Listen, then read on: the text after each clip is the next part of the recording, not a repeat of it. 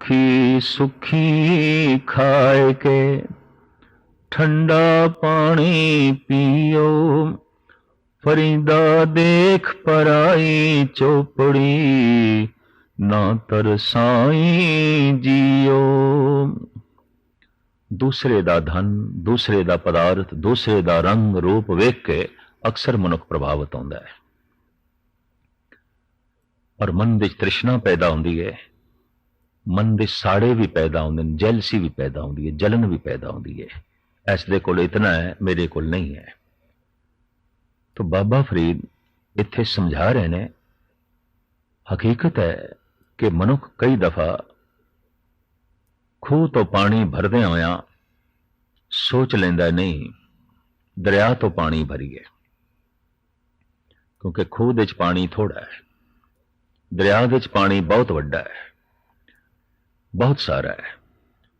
और कौन दसे दरिया तो भी उतना ही पानी मिलेगा जितना तेरा मटका है। मनुख दूजियां दे लंबे चौड़े पसारे ते वेख लेंदा है, अपनी प्रालब्ध नहीं वेखता। तो दूसरे का पसारा वेखे, अपनी प्रालब्ध का कोई ज्ञान नहीं, तो फिर दूसरे के प्रति ईर्षा पैदा हो जाती है और मन दूसरे का साजो समान देख के, पदार्थां ते रंग रूप नूं देख के अपने अंदर बार बार लालच नूं जन्म देंदा है ते मन तरसदा है। बाबा फरीद कहंदे नहीं, अपना मन ना तरसा, तू भावें रुखी सुखी है, भुख दे च खा ले, ठंडा पानी पी ले, दूजियां दी चौपड़ी वेख के, दूसरियां दी महान धन संपदा वेख के अपना दिल ना तरसाया कर। वेख लिया कर अपनी प्रालब्ध, ना वेख्या कर दूजियां दा धन ते रूप। अगर दूजियां दा ही तू वेखदा रहा तो अपने जी नूं तरसांदा रहेगा और बंदगी नहीं कर सकेगा।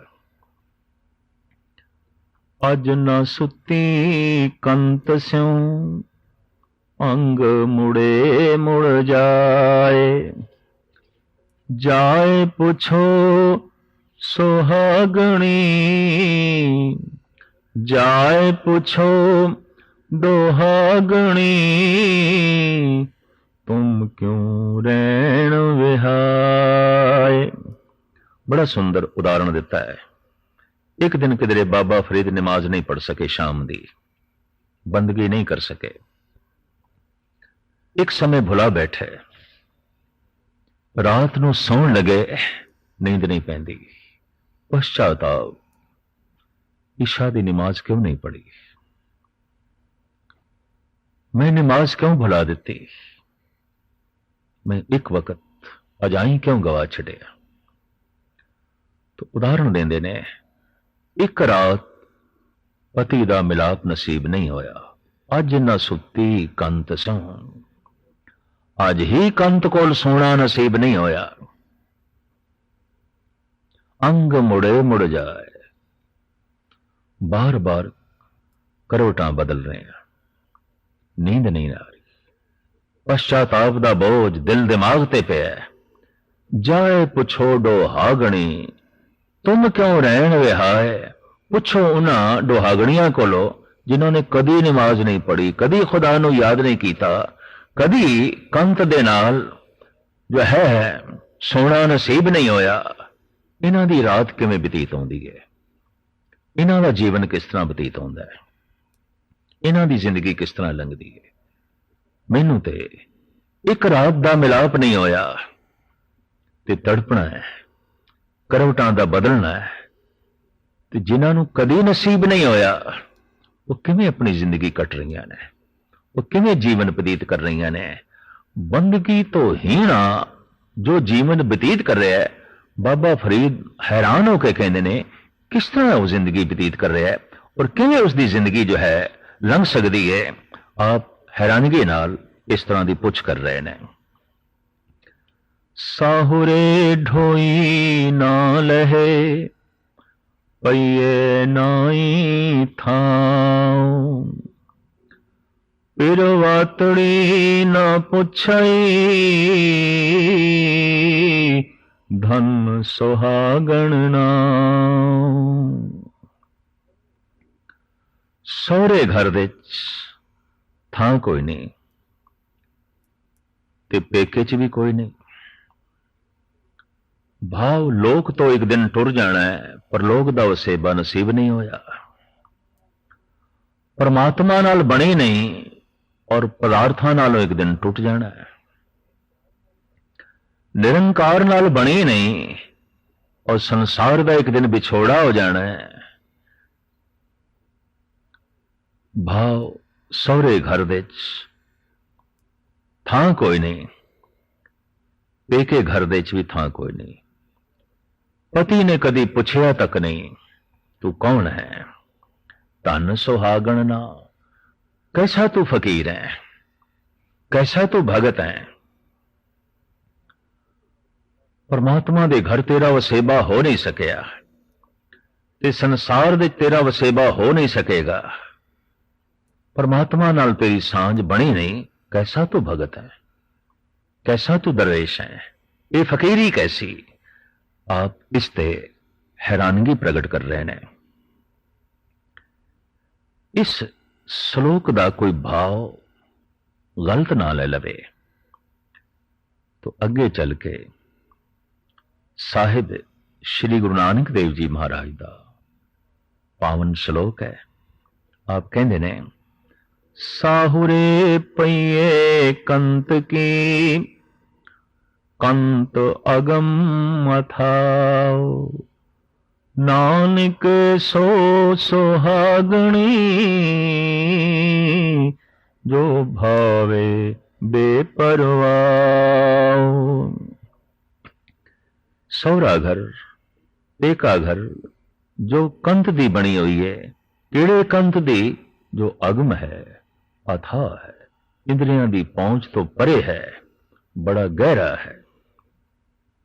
वो सुहागणी है जिहड़े उस अगम अथाह बेपरवाह परमात्मा नूं भा जांदी है, चंगी लग जांदी है।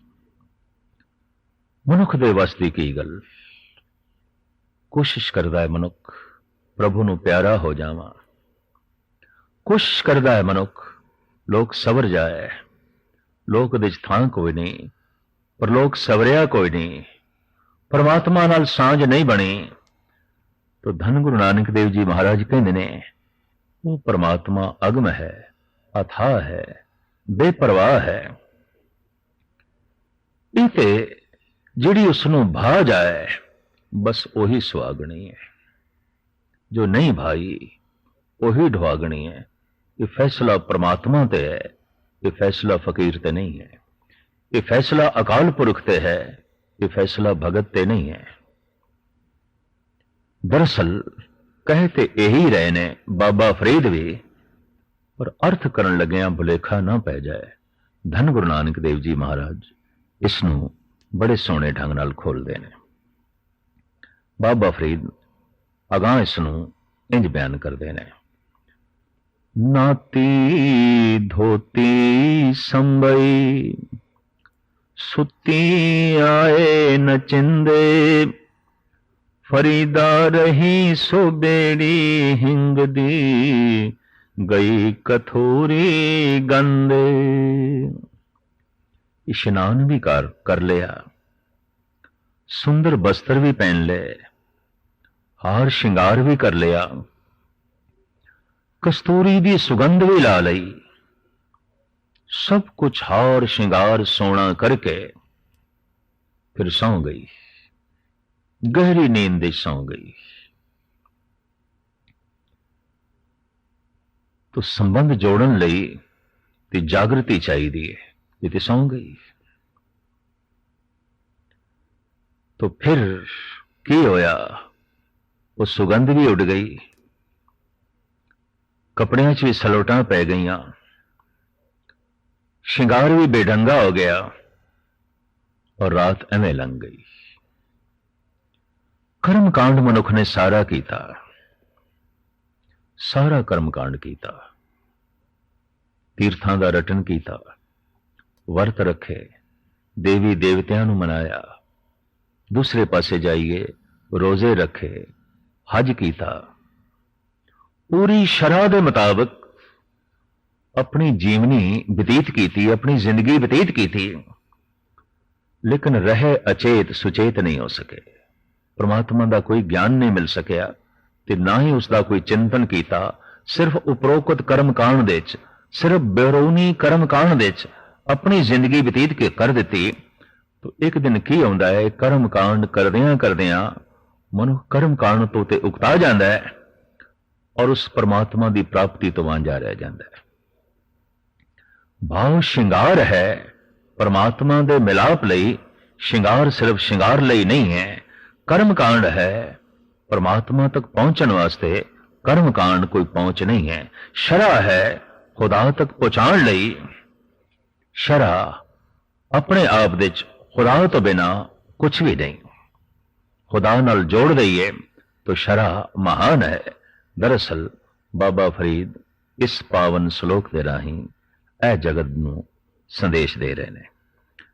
जो बन जांदे ना डरा, जैसे प्रीत न जाए। फरीदा कितनी जो बन प्रीत बिन, सुक गए कुमलाए। जवानी जांदी है ते जावे। जीवन विच सब तो वड्डा गम यही आउंदा है, जवानी ना जाए। बचपन जांदा है, जावे खुशी नाल जावे। जवानी नहीं जानी चाहिए। मनुख आखिरी दम तक जवानी नूं रोकण दी कोशिश करता है। केस चिट्टे हो रहे हैं, काले कर रहा है। झुरियां पै रही ने, चेहरे नूं सवारण शिंगारण की कोशिश कर रहा है। जवान दिसा, जवानी नूं कोई भी रुखसत नहीं करना चाहता। यह गल वखरी है, जवानी रुखसत भी हो जाती है तां भी बंदा समझ लैंदा नहीं जवानी मेरे कोल बैठी है, इस भुलेखे च रहिंदा है। और इस गल का सबूत मिलता है कि जवानी तो कोई अहम खास चीज इसनूं प्राप्त नहीं हो सकी, वरना जवानी की इतनी तड़प ना रहिंदी, वरना जवानी की इतनी खिच ना रहिंदी। बाबा फरीद कहंदे ने जवानी जांदी है ते जावे। जवानी दा जोबन जांदा है ते जावे, पर खुदा की प्रीत नहीं जानी चाहिए। ऐ खुदा, जांदी है जवानी जावे, मैं इसनूं रोकण की कोशिश नहीं करता ते ना ही यह रुक सकती है, पर तेरी प्रीत मेरे को रुकनी चाहिए है। तेरी प्रीत नहीं जानी चाहिए। फरीदा कित्ती जोबन प्रीत बिन, सुक गए कुमलाए। पता नहीं कितनियां जवानियां सुख के कुमला गईयां, बुढ़ेपे दी कबर दे जा पईयां। प्रभु प्रीत तो बिना, खुदाई इश्क तो बिना। इस वास्ते हे खुदा, तेरी प्रीत नहीं जानी चाहिए। जवानी जांदी है ते जावे पई, इसदी मैनू कोई लालसा नहीं, तड़प है, खिच है तेरी प्रीत दी, तेरे प्यार दी। फरीदा चिंत खटोला, वाण दुख बिरे विछावन लेप। यो हमारा जीवना, तू साहिब सच्चे वेख। बिरहे दी पीड़ा, विछोड़े दी पीड़ा, जिस नाल जितना प्यार होवे, विछोड़ी दी पीड़ा उतनी महान हो जाती है। उस साहिब नाल, उस सच्चे नाल प्यार है तो फरीद कहंदे ने ऐ खुदा, तेरे विछोड़े विच असी इस ढंग नाल जी रहे हां। चिंत खटोला, चिंता दी खटिया है। वाण दुख, और इस खटिया नूं जो बुणिया है, दुखां दे वाणा नाल बुणिया। लाजमी चिंता तो दुख ही निकलदा है। बिरहे विछावण लेप, बिरहा तुलाई ते रजाई है। बिरहा साडा बिछौना है। जी रहे हैं चिंता विच, जी रहे हैं दुख विच, जी रहे हैं बिरहा विच। ये हमारा जीवना, तू साहिब सच्चे वेख। ये सच्चे परवरदिगार, ऐ मेरी तर्जे जिंदगी है, तू तरस खा के वेख, तू रहमत भरी निगाह नाल वेख, मैं इस तरह जी रहा, दुख दे च जी रहा, चिंता दे च जी रहा, तेरे बिरहे दे च जी रहा। लेकिन इस बिरहे दी अपनी एक महानता भी बयान करते ने बाबा फरीद। बिरहा बिरहा आखिए, बिरहा तू सुल्तान, फरीदा जित तन बिरहे न उपजे, सो तन जान मसान। हे बिरहा, तू खुदाई खूबियां दे चों, तू रब्बी गुणा दे चों सुल्तान है। बिरहा अपने आप दे च एक अग्नि है, जैसे तन दे च अग्नि है, जठर अग्नि, और ये तन नू जिंदा रखती है। मुर्दे की पहचान है, इसके हथ पैर ठंडे पै गए ने, ठंडा हो गया, अग्नि नहीं रही। मन भी जिंदा रहिंदा है अग्नि नाल, और वो अग्नि है तृष्णा दी। हर वक्त मन विच तृष्णा दी अगन रहिंदी है। भगत लोग, फकीर लोग इस तृष्णा दी अग्नि नूं ही बिरहे दी अगन विच बदल देंदे ने। तृष्णा है संसार दी, बिरह है निरंकार दा। तृष्णा है पदार्थां दी, बिरहा है परमात्मा दा। तो बिरहा तो एक अग्नि है। तृष्णा दी अगन तमाम दैवी गुणां नूं जला के खाक कर देंदी है। इस वास्ते तृष्णालु मनुख दे अंदर कोई भी गुण नहीं होता। बिरहे दी अगन अवगुणां नूं जला के खाक कर देंदी है। इस वास्ते बिरही मनुख दे अंदर कोई भी अवगुण नहीं होता, उसका हिरदा शुद्ध होता है। इस वास्ते कुछ सूफी संतां ने ते इंज भी कह दिता है, ऐ खुदा तेरा वसल नसीब नहीं तो ना सही, तू नहीं मिलदा ते ना सही, कम से कम तेरा बिरहा ते रवे, तेरा विछोड़ा ते रवे, तेरे बिरहे दी तड़पण ते रवे। या रब दुआए वसल ना हरगिज कबूल हो, फिर दिल में क्या रहेगा जो हसरत निकल गई। ए प्रभु, ये हसरत ते रहन ही दे, ये बिरहा ते रहन दे। एक कोई बिरहा है जिस विच दुख होंदियां होयां भी सुख है, बड़ा रस है। इस वास्ते बिरही मनुखा ने ऐसा भी कह दिता है, ऐ खुदा नहीं मिलता ते ना सही, कम से कम अपना बिरहा रहन दे। हे प्रभु, नहीं मिलता ते ना सही, कम से कम अपने विछोड़े की तड़प रहन दे, अपना बिरहा रहन दे। और ये बिरहा रब्बी गुणा दे चों, दैवी गुणा दे चों बाबा फरीद कहंदे सुल्तान है, बादशाह है, सिरमौर है। फरीदा जित तन बिरहे ना उपजे, सो तन जान मसान। जिस मनुख दे अंदर ए रब्बी बिरहा, ए खुदाई तड़प नहीं पैदा हुई, समझ लो ते शमशान घाट है। क्यों? शमशान विच मुर्दा जलाए जाते ने, ते जिस हिरदे विच बिरहे दी अगन नहीं, उत्थे तृष्णा दी अगन है। और तृष्णा दी अगन विच जिंदा मनुख जलदे ने, जिंदा लाशां जलदियां ने, जिंदा मनुख जलदे ने। और वो चलदा फिरदा शमशान घाट है जिस दे अंदर तृष्णा है, हर वक्त जल रहा होंदा है। तृष्णा दी अगन उसकी शांति नूं जला के भस्म कर देंदी है। तृष्णा दी अगन बर्दाश्त दा मादा नहीं रहन देंदी। तृष्णा दी अगन धीरज नहीं रहन देंदी। तृष्णा दी अगन समदृष्टि नहीं रहन देंदी। तृष्णा दी अगन दया नूं नहीं रहन देंदी। सारे दैवी गुणां नूं जला के खाक कर देंदी है। और ये अगन हर वक्त जलदी रहे तो मनुख चलदा फिरदा शमशान घाट ही बन के रह जाता है। तो बाबा फरीद कहंदे ने, जिस मनुख दे अंदर भी बिरहे दी अगन नहीं पैदा हुई, समझ लो वो मसान है, वो शमशान घाट है। फरीदा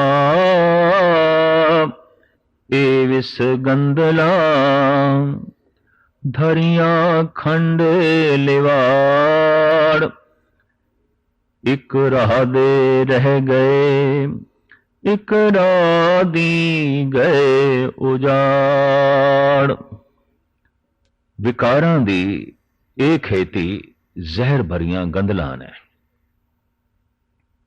ਇਹ ਜ਼ਹਿਰ ਭਰੀ ਸਾਗ ਸਬਜ਼ੀਆਂ ਨੇ।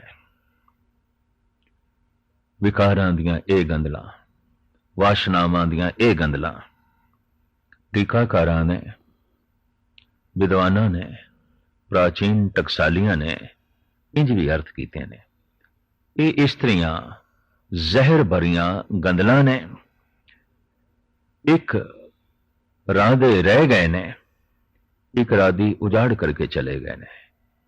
ਭਾਵ ਇੱਕ ਭੋਗਦਿਆਂ ਭੋਗਦਿਆਂ ਖੁਦ ਰਹਿ ਗਏ ਨੇ, ਇੱਕ ਭੋਗਦਿਆਂ ਭੋਗਦਿਆਂ ਉਜਾੜ ਕੇ ਚਲੇ ਗਏ ਨੇ, ਬੇਵਾ ਕਰਕੇ ਚਲੇ ਗਏ ਨੇ,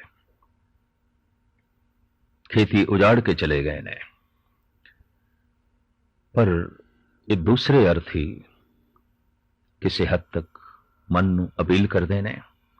ये पदार्थ दी वासना, ये संसार दी वासना दी खेती विस भरियां गंदलां ने। एक राह दे रह गए, एक ते बोंदियां बोंदियां ही रह गए,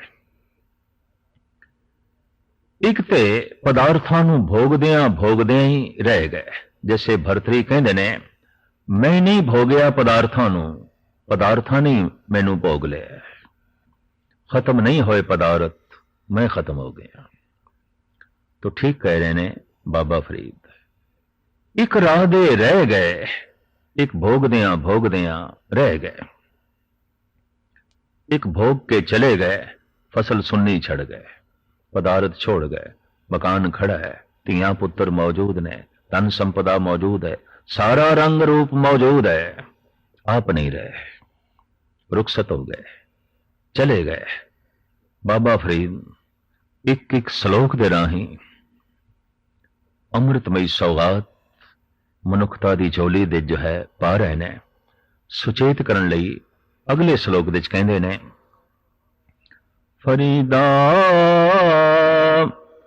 चार गवाया हंड के, चार गवाया सम, लेखा रब मंगेसिया, तू आहो केरे कम। दिन दे चार पैर तू कम करके तरह तरह के पदार्थां नूं हंडा के गंवाया, रात दे चार पैर तू सौ के गवाए। पर यह हिसाब किताब ते रब ने मंगना है। तू किस लिए इस जगत दे च आया सी, इस दुनिया दे च किस लिए आया सी? तेरी जिंदगी का लक्ष्य की सी?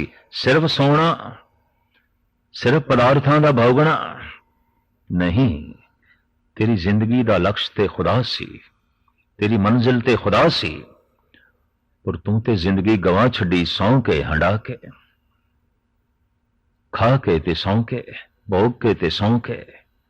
इस तरह जो है तू जिंदगी व्यतीत कर देती, लक्ष्य तक पहुंचे ही नहीं, मंजिल तक पहुंचे ही नहीं।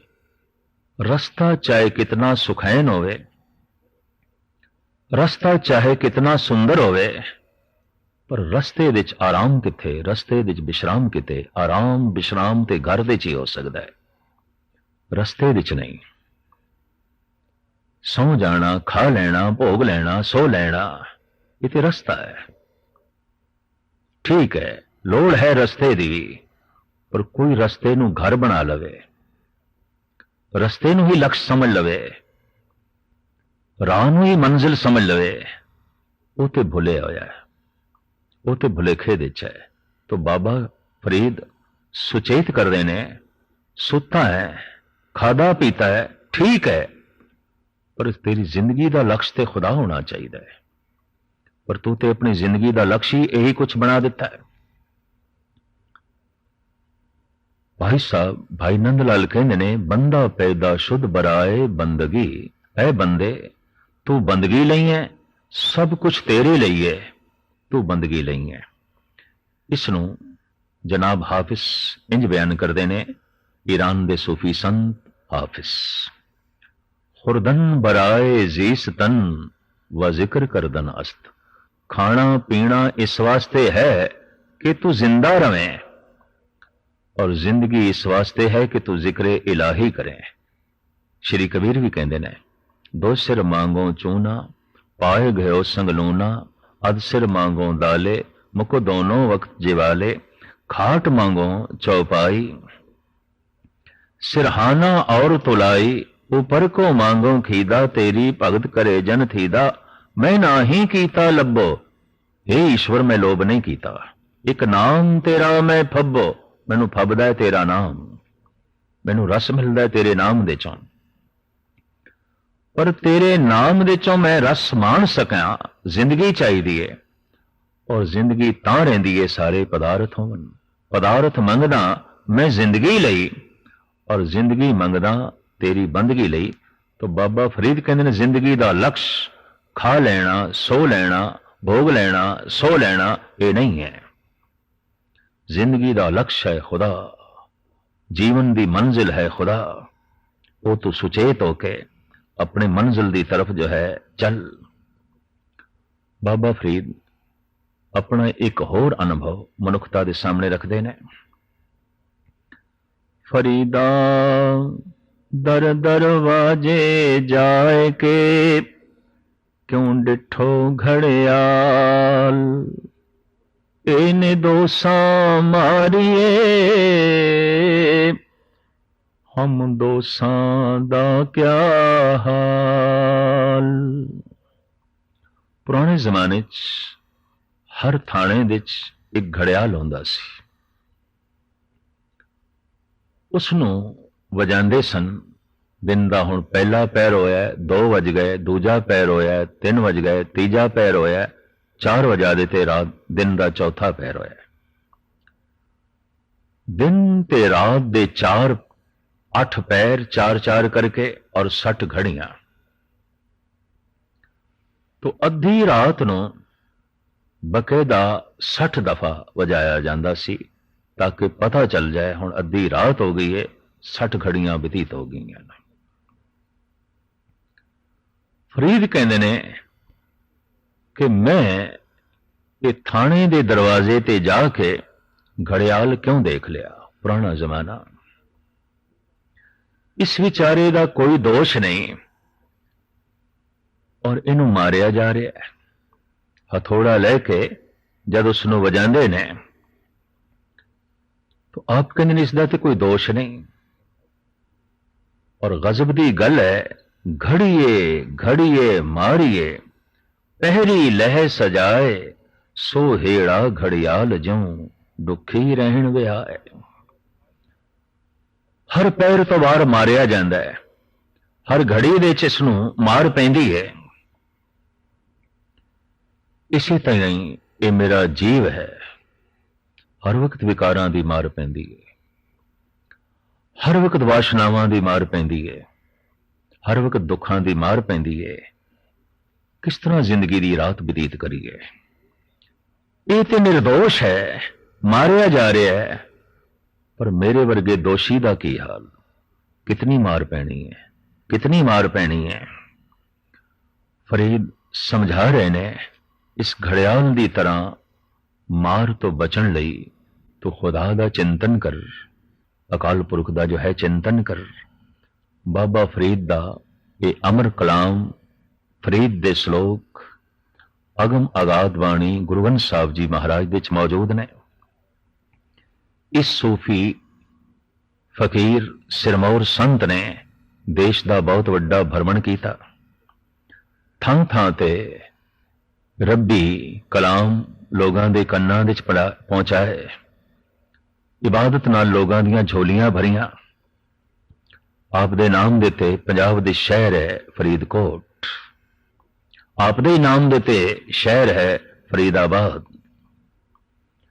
और आप दी ही नाम देते चिल्ला मौजूद है अजमेर विच, चिल्ला बाबा फरीद। आप दी तर्ज जिंदगी सारी खुदाई बंदगी दे च लंघी है। इन्हां सारे श्लोकां नूं तुझ बुद्धि अनुसार विचार दे के मैं संगतां दी, ਸਰੋਤਿਆਂ ਦੀ ਝੋਲੀ ਦੇ ਚ ਪਾਉਣ ਦੀ ਇੱਕ ਨਿਮਾਣੀ ਕੋਸ਼ਿਸ਼ ਕਰ ਰਿਹਾ।